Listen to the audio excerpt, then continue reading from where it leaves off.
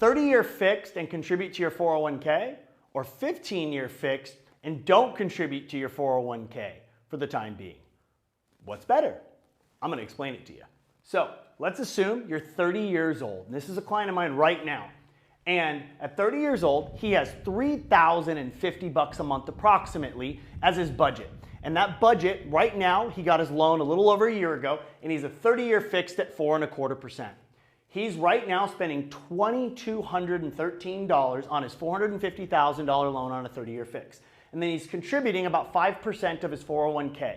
Okay, he makes about 200 grand, contributing about 5% of it. His employer does not match it. Okay, so he's putting in about $840 a month in his 401k. He wanted to know, does it make sense for me to go to a 15-year fix, not contribute to my 401k, save a bunch of money in interest, and then put it into my 401k later? So I did the math for him. Now on this side, it's a 15-year fix today, approximately 2.75%.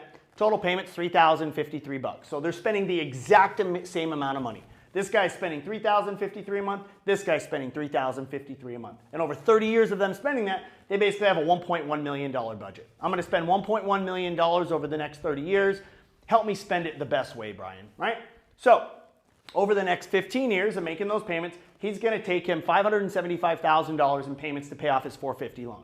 This guy over here, in his current thing, he's going to take $797,000 in payments to pay off his loan because he'd be paying it for, obviously, interest accrues over time, and it's accruing on the outstanding balance.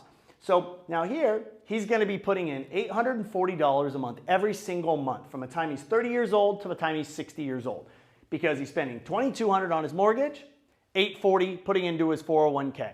This person didn't spend any money into his 401k for the next 15 years because he's spending it all to pay off his mortgage loan. So then at 16 years after he gets his original loan, so he's, obviously at this time 45 years old, he's going to go ahead and put all of his money now per month into his 401k because he doesn't have any mortgage payment. So he starts putting $3,053 a month into his 401k. So they both hit 60 years old, right? He now has his mortgage paid off. He has his house paid off since he's 45. Now he's been putting in. He's been contributing his 401k for 30 years. He's only been doing it the last 15, but he's been putting a lot more in.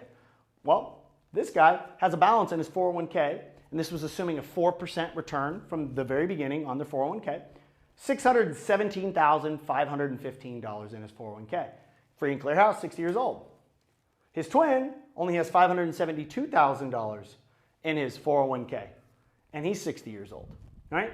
So free and clear home, free and clear home. Now he has an extra $45,000 more in his 401k, and he paid off his house a long time ago as well. Now, realistically, he's not going to die hopefully by the time he's 60. He wants to live to at least 80, if not more. Well, by the time he's 80, with putting no more money in since the time he was 60 years old, right? At 80 years old, he's going to have $1.35 million. He's going to have $1.25 million. So he's going to come out about $100,000 ahead with time value of money.